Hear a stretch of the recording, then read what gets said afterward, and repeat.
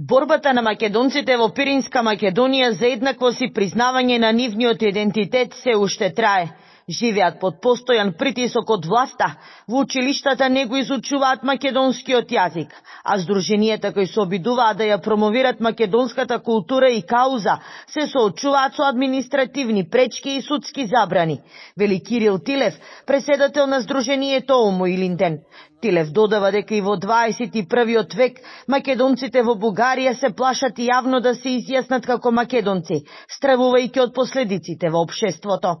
Веќе над 35 години уж демократски промени во Бугарија, но нема никакви промени кон македонците. Ние сме репресирани, нема македонци. Един бугарски такъв интелектуалец казва така: многу не натискаат да признаеме македонски език и македонска нација. Но ние, вика, ако днеска признаеме македонска нација, утре Бугарија почва да се расчинува.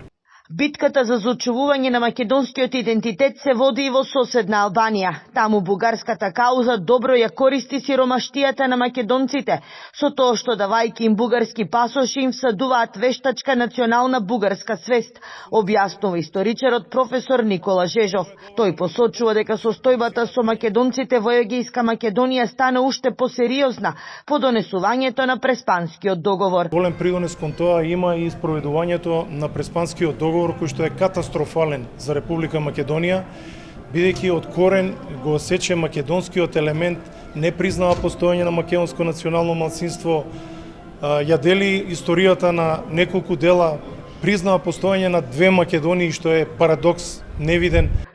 Во борбата за зачувување на македонскиот идентитет и правата на македонците, Сојузот Македон има поднесено 109 преставки до меѓународните судови, најмногу до Страсбур, но досега нема повратен одговор. Како Сојуз можеме да им ветиме дека остануваме посветени за решавање на македонското прашање, враќање на граѓанските, имотните и наследните права на македонците во егејскиот дел на Македонија, но исто така и да работиме на унапредување на правата и положбата, да имаат право на школување и образување на својот мајчин македонски јазик, право на зближување, организирање во здруженија или политички партии за бранање на нивните права.